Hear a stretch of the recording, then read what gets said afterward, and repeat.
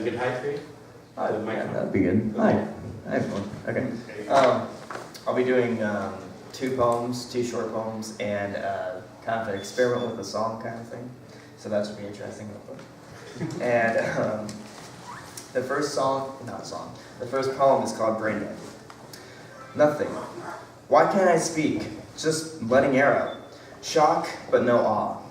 Paralyzed, but still standing. Still no thought. Maybe I'm fine. Maybe I'm not. Who's to say? Who has the right to say? Antidepressants don't work. Therapy gets worse. Still wondering what goes through my head. Half the time, my mind feels dead. Follow your heart, they say. But the mind keeps the heart beating. After that, then what? Still no answer. That's fine. I know it's nothing but time.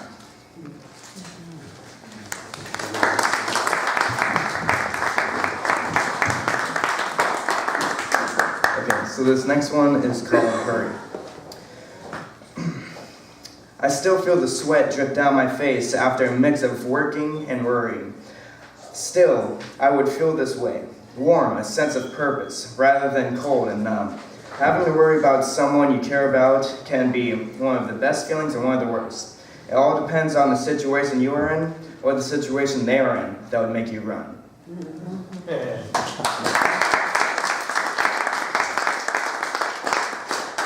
Okay, and this last one, it's called Let It Rain. It's kind of just a little experiment that I'm going to work on.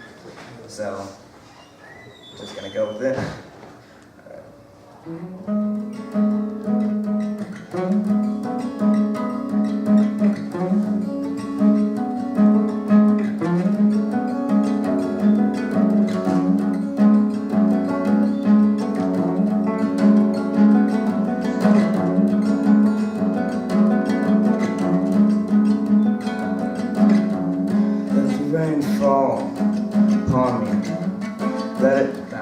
Let it touch my soul. Let it control me. Let me give me a sense of hope. Let me find my way home so that I can feel secure and have purpose. Let me find myself, because when you lose yourself, it's like losing a star in the sky. Everything becomes dim. Then what?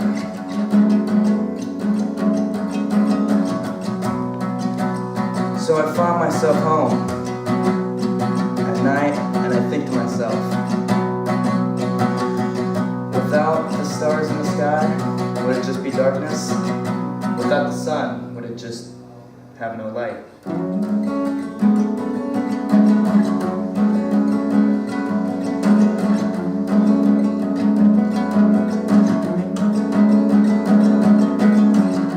So I feel a sense of pride every time I speak. I don't know if that's just anything or just pride. Just kind of go with it, just kind of wing it. And whatever comes through, just let it flow. And I'm just going to end it right there. Thanks.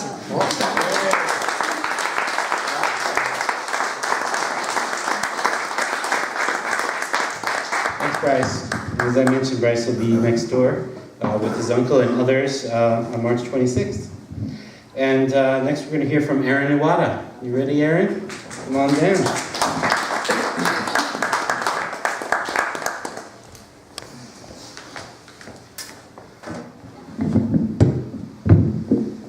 Everyone's on fire tonight.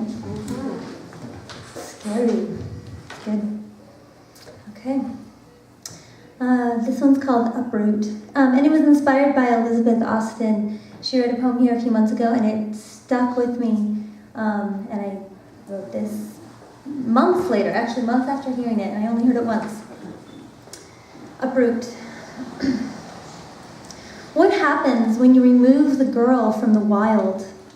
Her skin becomes fragile, soft-bodied translucence must be covered in layers of material, fabric that needs maintaining, washing, folding, placed away.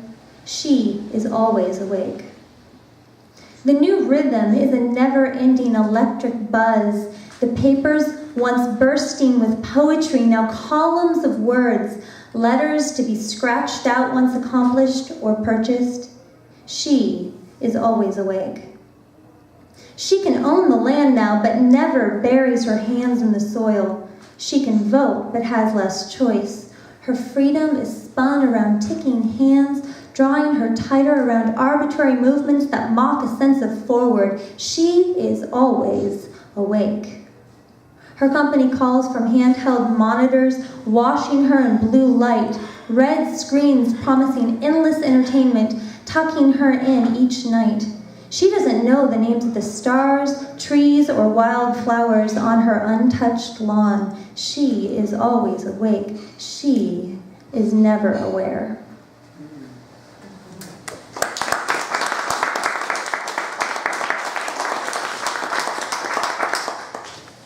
This one's called Sensation. When I touch the keys, I hear Chinese, echoing off cement walls. The buttons chatter an endless dialect, Groundhog's Day after day, where single children are sent away to live with their grandparents until mama can afford to leave. When I feel under the edge between the counter and dishwasher on an ordinary Tuesday, I see oil, black and tarry, bubbling through pipes sorted in all its many-formed plastics, the machine men running, clothes stained in the kitchen sunlight, strangers making home wherever offensive, muddy boots are beckoned. When I sit in darkened rooms, I smell the incense-dusted seats and soiled, wet-covered heads and dark-skinned women hiding their forms under black bedsheets, billowing in the desert. I hear them mourn for their sons, their bodies carried under flags of the nation that betrayed them, their legs marching on and on, seeking shelter at the mercy of other mothers. When I pass the Bridgetown River, I taste the crunchy edge of the seam. The Nile's chasing floodlands, Ganges soaking holy ashes, Amazon flooding fruit, the otherworldly pink of the yellow river, neon toxic iridescence, Yangtze thick with excrement, the blood-stained Congo, oh, the blood-stained Congo. You are precious, I see you, you are beautiful, I feel you, you are worthwhile, I hear you, I taste you, I need you, we are little, we are not alone.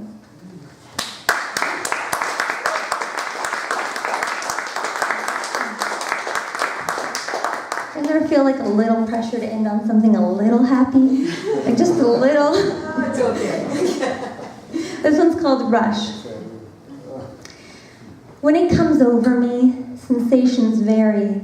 A rush combing up my spine. I can't run fast enough to the nearest paper. It's escaping, threatening not to return. Sometimes it is heat flooding to my fingertips, causing me to shush the other voices in the room. Today, as I collapsed about the glow of your message, it trembled, shaking me, hot tears dripping on frozen toes. I blame you. I blame you completely. I've never been so indebted. From the quaking in my soul, I am thankful.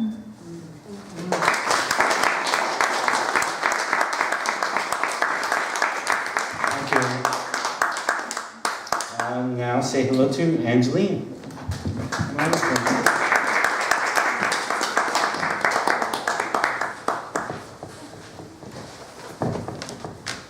So I have a poem from someone else today, and that's this guy. His name is Jorge Luis Borges. And yeah, and that's cool. So he was born in Buenos Aires in 1899, educated in Europe, wrote a lot of things, essays, short stories, and poetry. And this one I will read in the original Spanish and then the English translation by a guy named Alistair Reed. And it's called Límites. Oops. And I'm not a native speaker, so forgive me if I don't get this correctly. So, límites. De estas calles que rondan el poniente, Una habrá, no sé cuál, que he recorrido ya por última vez, indiferente y sin adivinarlo, sometido a quien prefija omnipotentes normas y una secreta y rígida medida, a las sombras, los sueños y las formas que destejen y tejen esta vida. Si para todo hay término y hay tasa y última vez y nunca más y olvido, ¿quién nos dirá de quién en esta casa, sin saberlo, nos hemos despedido? Tras el cristal ya gris la noche cesa, y del alto de libros que una trunca sombra dilata por la vaga mesa, alguno habrá que no leeremos nunca. Hay en el sur más de un portón gastado con sus jarrones de mampostería y tunas que a mi paso está vedado como si fuera una litografía. Para siempre cerraste alguna puerta y hay un espejo que te aguarda en vano. La encrucijada te parece abierta y la vigila cuadrifonte jamo. Hay entre todas tus memorias una que se ha perdido irreparablemente. No te verán bajar a aquella fuente ni el blanco sol ni la amarilla luna.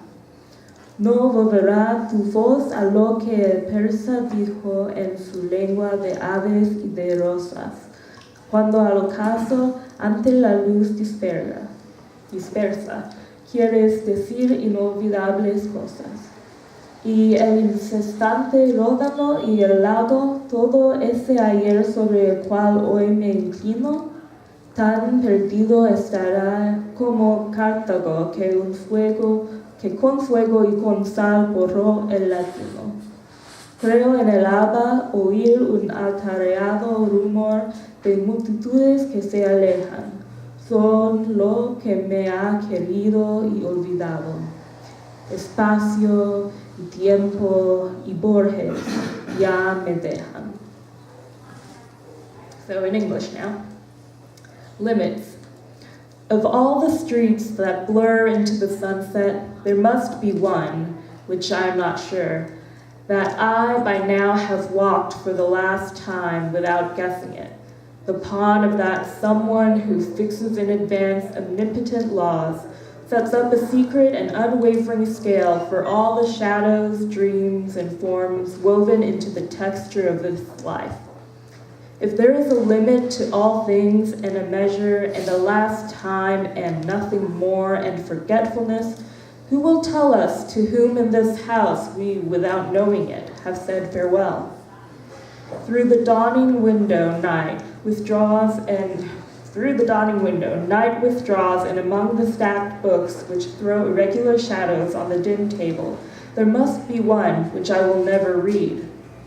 There is in the south more than one worn gate with its cement urns and planted cactus, which is already forbidden to my entry, inaccessible, as in a lithograph.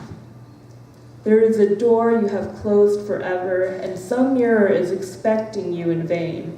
To you, the crossroads seem wide open, yet watching you, four-faced, is a Janus.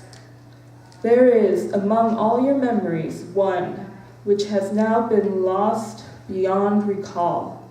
You will not be seen going down to that fountain, neither by white sun nor by yellow moon. You will never recapture what the Persian said in his language woven with birds and roses, when, in the sunset, before the light disperses, you wish to give words to unforgettable things. And the steadily flowing Rhone and the lake, all that vast yesterday over which today I bend, they will be as lost as Carthage, scourged by the Romans with fire and salt. At dawn, I seem to hear the turbulent murmur of crowds milling and fading away. They are all I have been loved by, forgotten by. Space, time, and Borges now are leaving me.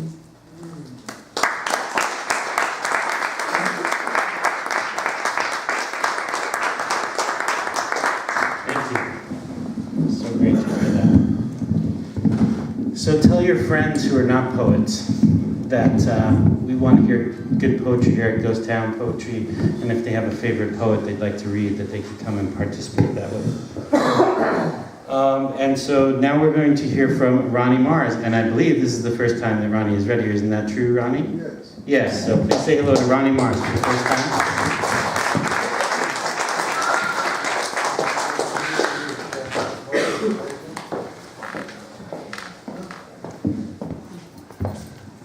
I'm a recent transplant to Vancouver.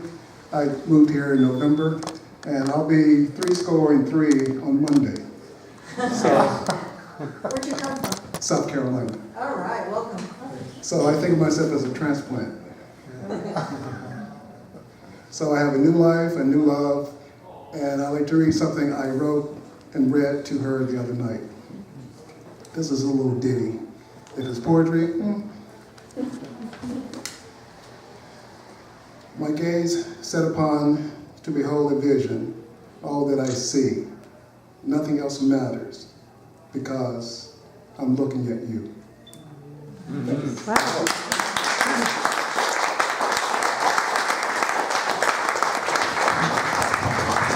Thanks, Ronnie.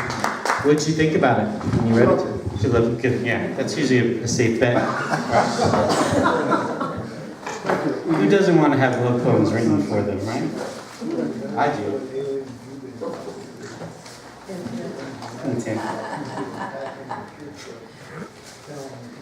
so I have two for you to say goodnight. The first one is for my mother, who's pretty far away from here. She's on the diagonal opposite end of the country in Orlando, and it was her birthday a few days ago. So this was written a while ago, but I posted it on her birthday because it was for her, and so this goes out to her. So Kathleen Luna, if you see this on YouTube, this is for you. It's called Birthright. Before I was born, I already knew how to love. All the knowledge I needed had already been transferred from my mother to me through her amniotic fluid. A love that could not be hindered by alcohol or neglect. A love that shines in spite of the terrible shit that mothers and fathers do to their children. My mother evidenced that evolution exists because it manifested itself in a single generation. What remains to be learned? Kindness, compassion, understanding. How to refrain from being an asshole. How to keep my mouth shut when impulse rather than intelligence drives my thought process. A nanosecond's difference between nurturing or obliterating the one you love. An infinitude of choices.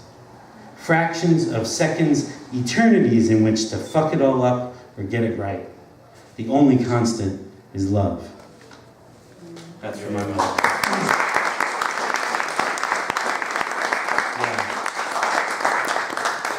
So I think if you can, be raised by an alcoholic father who did things like, leave her in a cab outside a bar while he was, drinking and things like that, and then grow up and show 6 children, how to love, basically do the opposite of what the model was that was presented to you, then there is such a thing as evolution, and we can see it in a single generation. So I think about that a lot. I think you really, in a lot of cases, only need to look within families to believe that evolution is a real thing. So I'm very grateful for my wife and co-host, Tony, and some of you know that. Some of you know that I sometimes compose poetry by borrowing things, and this title is something that I borrowed from her. So thank you for this, Tony. And let's see, who else may appear here as well? Mike G is in here. Robin Cost Lewis, who I didn't know about till recently, but she's fantastic. Check her out. Virginia Woolf, Lydia Yuknovich, Toni Morrison, all represented somewhere in here. How to shape the poetry juice that's all around you. Beauty and pretty are never in the same room. One man's wail is another's lullaby. Free from the curse of language, finally happy. Pleasure and joy can be a weapon. Like broccoli, it will do you no harm.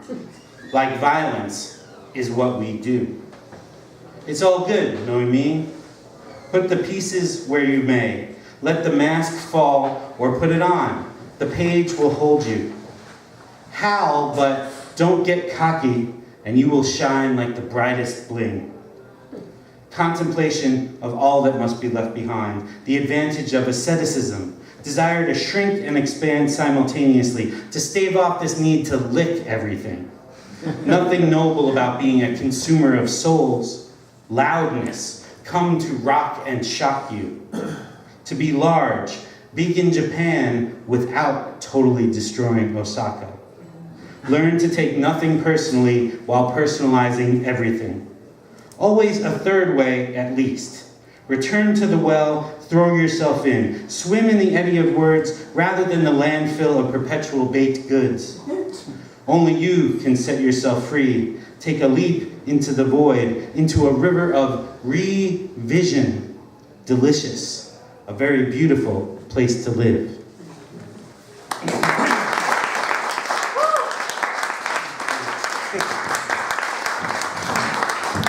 That one's fun. That's for all of you. It's a poem for poets. So I would like to say thank you to everybody who contributed their words and their energy tonight, to Leah Jackson and the staff over there for hosting us. Make sure that you set up your bill before you go. And of course to Joseph Green, thank you for a wonderful reading tonight, Joseph.